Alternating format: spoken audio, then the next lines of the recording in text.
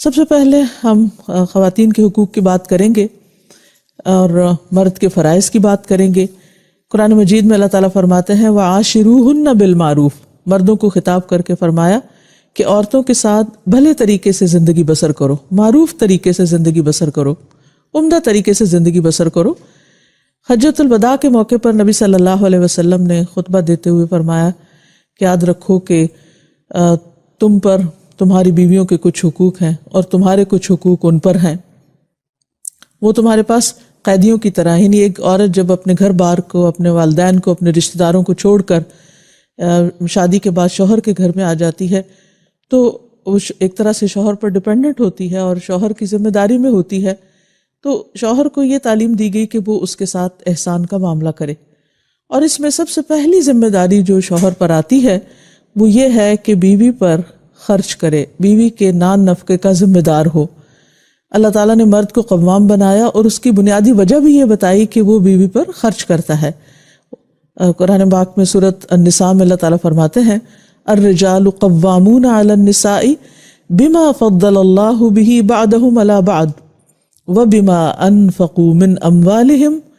فالصالحات قانتات حافظات للغیب بما حفظ اللہ، کہ مرد عورتوں پر قوام ہیں، یعنی ان کے ذمہ دار ہیں۔ کیوں؟ اس لیے کہ اللہ نے بعض کو بعض پر فضیلت دی، اور اس وجہ سے کہ وہ اپنے مالوں میں سے خرچ کرتے ہیں۔ تو شوہر پر جو پہلی ذمہ داری ہے وہ یہ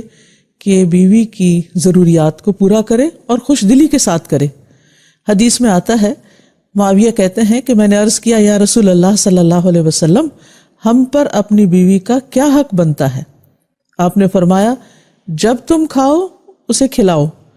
جب تم پہنو یا کماؤ تو اسے بھی پہناؤ، یعنی کھانا پینا لباس اس کی ذمہ داری ہے۔ پھر اسی طرح عبداللہ بن عمرو رضی اللہ عنہ کہتے ہیں، اور یہ صحیح مسلم کی حدیث ہے، کہ رسول اللہ صلی اللہ علیہ وسلم نے فرمایا آدمی کو ہلاک کرنے کے لیے اتنا ہی گناہ کافی ہے کہ جس کا خرچ اس کے ذمہ ہے اسے خرچ نہ دے، یعنی اس کے بارے میں اس سے پوچھ بھی ہوگی مرد سے، اور یہ اس کے لیے نقصان دہ ہے اگر وہ اپنی اس ذمہ داری کو پورا نہیں کرتا۔ صحیح ترغیب و ترہیب کی ایک حدیث میں آتا ہے، معاذ رضی اللہ عنہ سے روایت ہے کہ رسول اللہ صلی اللہ علیہ وسلم نے مجھے وصیت کی، یعنی تاکید کی کہ اپنی استطاعت کے مطابق اپنے اہل و عیال پر خرچ کرو، یعنی جتنا تم کر سکتے ہو۔ ظاہر ہے جس کے پاس زیادہ ہوگا وہ زیادہ دے گا، جس کے پاس کم ہے وہ کم دے گا، لیکن بہرحال اسے یہ ذمہ داری پوری کرنی ہے۔ آپ صلی اللہ علیہ وسلم نے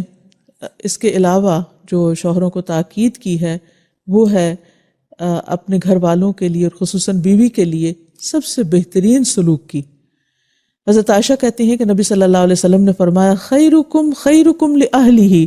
وأنا خیرکم لأہلی، تم میں سے بہترین شخص وہ ہے جو اپنے اہل و عیال کے لیے سب سے اچھا ہو،